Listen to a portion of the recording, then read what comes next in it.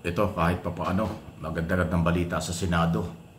Kinukumbinsi po at malaki ang posibilidad na muling pangunahan ni Senator Ping Lacson ang Blue Ribbon Committee na nag-iimbestiga sa maraming mga korupsyon, especially ang flood control scam.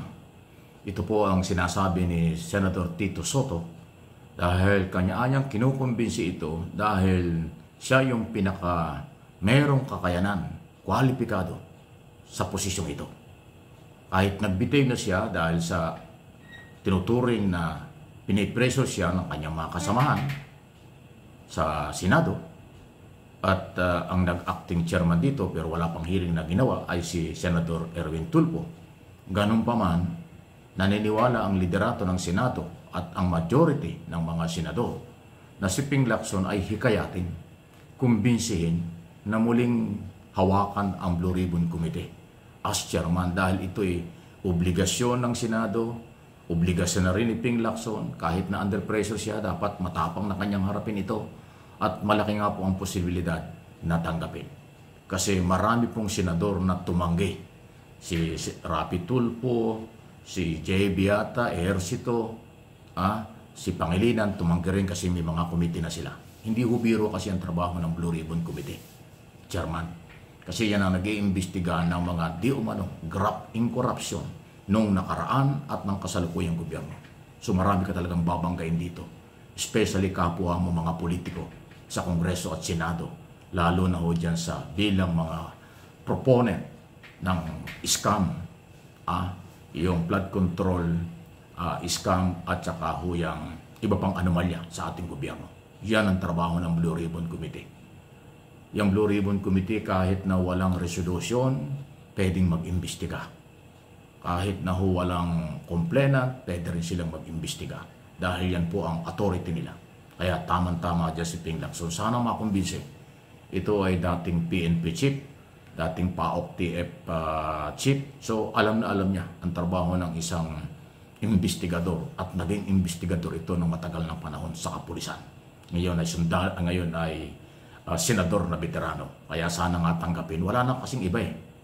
Yung iba naman hindi nakakaintindi, pilit sinasabing, si Marcoleta ang qualified yan. Hindi ho pwedeng mangyari yun. Galing na nga sa kanya, tinanggal nga sa kanya eh.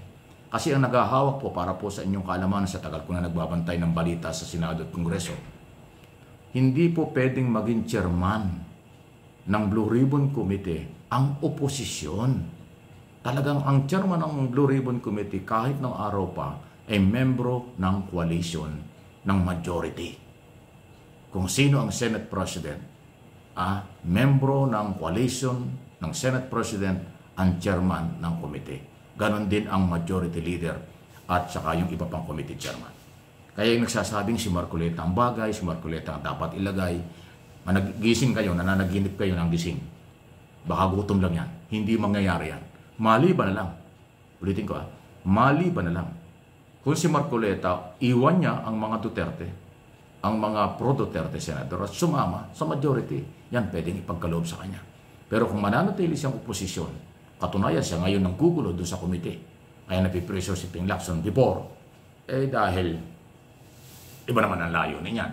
Kung ang kaibigan niya yung mga Diskaya, dahil yung asawa ay executive director ng insurance company na may hawak sa mga Diskaya. Ayun yun eh. Yung conflict of interest na doon ayaw lang tanggapin eh. Paano mo nang gagawin chairman? Na mukhang kasama sila sa dapat imbestigahan. Di ba? Yun po yun eh. So isip-isip din pag may time. Yung nagsasabi ng ganyan, DDS lang naman yun. Pero baka maniwala kasing iba suntok sa buwan yun. Okay? Ano yung masasabi niyan? Ping Lacson, posibleng mahikayat. At ngayon, linggong ito, pwedeng magkaroon po ng development. Katunayan, dapat mag-hearing ulit.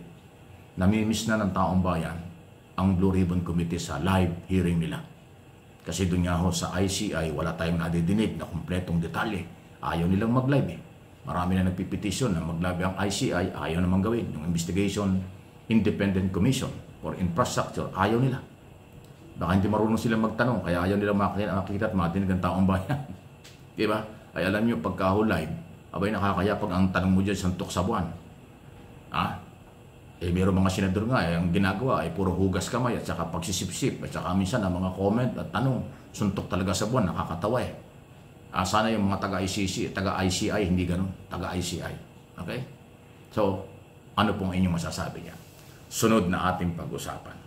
Bakit gigil na gigil itong si Sara Duterte kay Joseph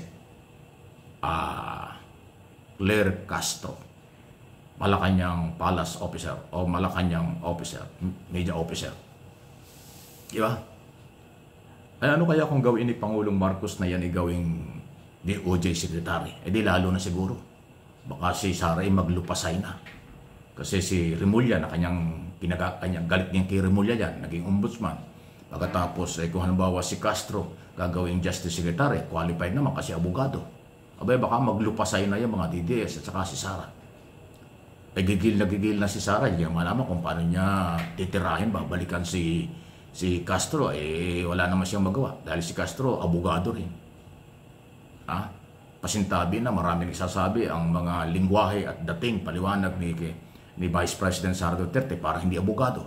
Kaya palagi siyang nasusupalpal, lagi siyang nababara, nagbabakfire sa kanya ang kanyang mga statement kapag sumasagot na itong si Castro. Malacanang press officer pa lang yan. Paano pagka naging DOJ secretary? Hindi ko naman sinabing siya yung gagawin secretary. Sinasabi ko lang, kung sakali na siyang ilagay, nako, di lalo na. Maraming mga kasong mabubuhay dyan. Yung naiwan ni Boying Remulla, ibubuhayin lahat yan ni Castro. Hindi, yung si Jose Castro, wala yatang takot eh. Kita mo kung banggain araw-araw. Lahat ng tanong ng media tungkol kay Sara at sinasabi ni Sara, sinasagot niya.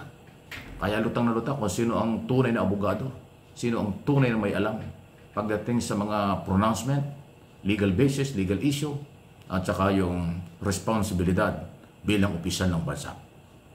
Yung Vice President o yung Malacanang media officer, ayun ho yun eh. Although parang nagpipersonala, pero walang magawa, wala talagang magawa. Ilang beses ko na nakita yung mga sagutan nila. Malayo ang argumento ni Sara kumpara kay Castro. Kasi si Castro, 3 in 1 nga yan eh. Di ba naku pa sinasabi?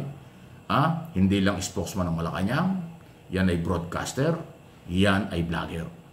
So yung tatlong yung pag pinagsama-sama mo talaga ay maraming alam yan. Broadcaster, vlogger, Malacanang spokesperson na ang dating at abogada pa.